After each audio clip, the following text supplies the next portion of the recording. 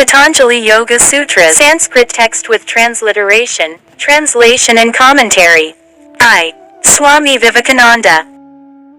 बहुप्रत्यमो नवदेह प्रकांतर Manav 19 Bhava Vidya Prakritalayanam. This samadhi, when not followed by extreme non-attachment, becomes the cause of the remanifestation of the gods and of those that become merged in nature. The gods in the Indian systems represent certain high offices which are being filled successively by various souls. But none of them is perfect. श्रद्धाविमय स्मृत सभान्ध प्राणुवय केत्येषव 20 Shraddhavirya Smriti Samadha Prajna Purvaka Itaresham. To others this samadhi comes through faith, energy, memory, concentration, and discrimination of the real. These are they who do not want the position of gods, or even that of rulers of cycles. They attain to liberation. 21 तीव्र संवेगानाभ आसे 21 Tirvrasan Veganam Asana. Success is speeded for the extremely energetic. 22 भारी दुग्ध्यान भातृत्वात् ततोन नवशेष 22 Maridamadyadi Matratvat Tatopi Vishesha. They again differ according as the means are mild, medium or supreme. 23 Ishwar प्रणिधानाद्वा 23 Ishvara Pranidhanad Va. Or by devotion to Ishvara. Klashakarma Vipakashayara Paramrishta Purusheva Sheshishvara. Ishvara, the supreme ruler, is a special Purusa, untouched by misery, the results of actions, or desires. We must again remember that this Patanjali Yoga philosophy is based upon that of the Sankhyas, only that in the latter there is no place for God, while with the yogis God has a place. The yogis, however, avoid many ideas about God, such as creating. God as the creator of the universe is not meant by the Ishvara of the yogis, although, according to the Vedas, Ishvara is the creator of the universe. Seeing that the universe is harmonious, it must be the manifestation of one will. The yogis and Sankhyas both avoid the question of creation. The yogis want to establish a God, but carefully avoid this question. They do not raise it at all. Yet you will find that they arrive at God in a peculiar fashion of their own. They say, 25. तत् ननयन्तश्म सवयत्वफीजब 25 Tatra Naradashayan Sarvaintvabijam. In him becomes infinite that all-knowingness which in others is only a germ. The mind must always travel between two extremes.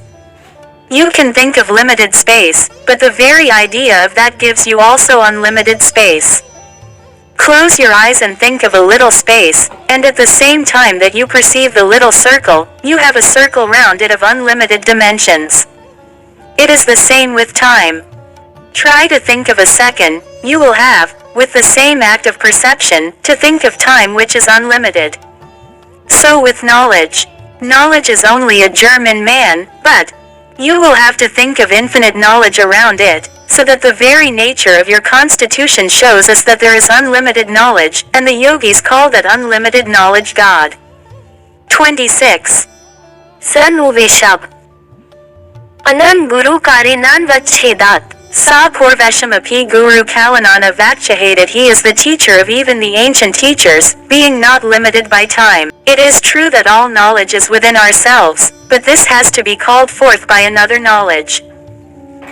Although the capacity to know is inside us, it must be called out, and that calling out of knowledge can only be got, a yogi maintains, through another knowledge. Dead, insentient matter, never calls out knowledge. It is the action of knowledge that brings out knowledge. Knowing beings must be with us to call forth what is in us, so these teachers were always necessary. The world was never without them, and no knowledge can come without them.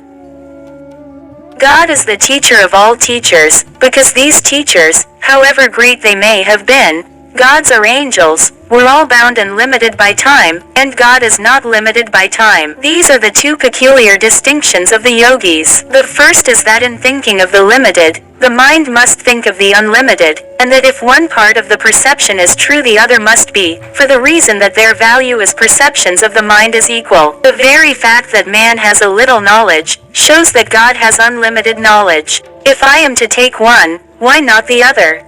Reason forces me to take both or reject both. Yet I believe that there is a man with a little knowledge. I must also admit that there is someone behind him with unlimited knowledge. The second deduction is that no knowledge can come without a teacher.